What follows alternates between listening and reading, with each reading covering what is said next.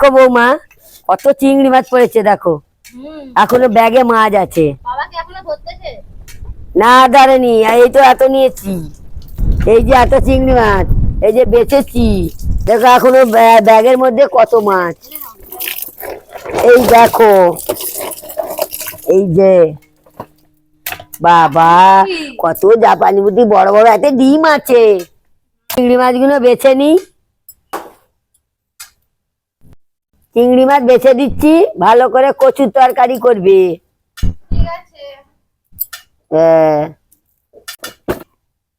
প্রথমে এই কচু বড় বড় কচুগুলো কেটে নিচ্ছি, আজকে এই কচুর ডালনা বানাবো। ছাড়িয়ে নিচ্ছি, প্রথমে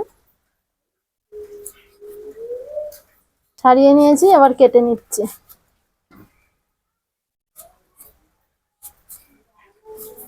এইভাবে সরু সরু করে কেটে নিচ্ছি। এইভাবেই সব কচুগুলোকে ছাড়িয়ে কেটে নেব। কচু কেটে নিয়েছি, এবার এই কচুগুলোকে সেদ্ধ করব। তার জন্য কড়াইতে প্রথমে জল নিয়ে নিয়েছি, জলটা ফুটে গেছে। এবার জলের মধ্যে কচুগুলো দিয়ে দেব, দিয়ে ভালোভাবে সেদ্ধ করে নেব।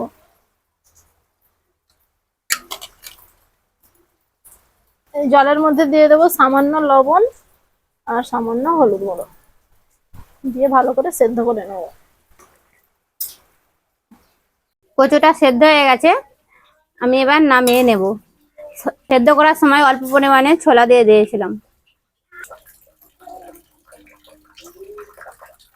চিংড়ি মাছ ভালোভাবে বেছে নিয়েছি, হলুদ নুন মাখিয়ে নিয়েছি, এবার ভেজে নেব।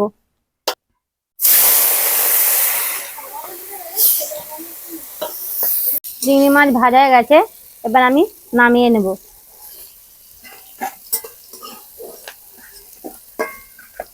তরকারিটা ছোকার জন্য সম্বুরা, দুটো তেজপাতা, একটা কাঁচা লঙ্কা চিরা, সামান্য কারি পাতা নিয়েছি।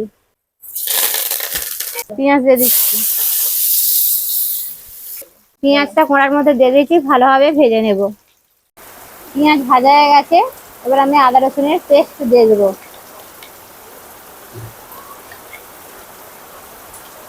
ভালোভাবে ভেজে নেব।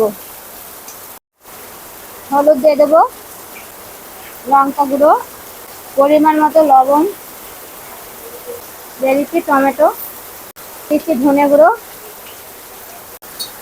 সেদ্ধ করে রাখা কচু দিয়ে দেবো।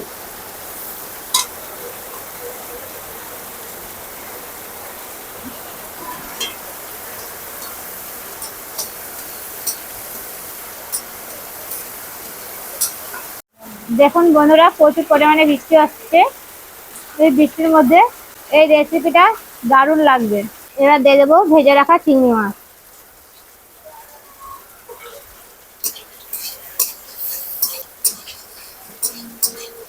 এবার গরম মশলাটা দিয়ে দেবো।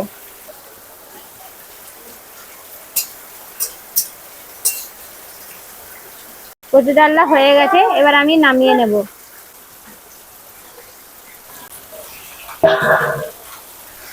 কচু রেসিপিটা হয়ে গেছে। হ্যাঁ, তুমি একটু খেয়ে দেখবে? আচ্ছা দাঁড়াও, তোমাকে একটু বাটিয়ে করে দিই। দাও তাহলে খেয়ে দেখি। আর রংটা হেবি সুন্দর হয়েছে। নাও খেয়ে দেখো। দাও।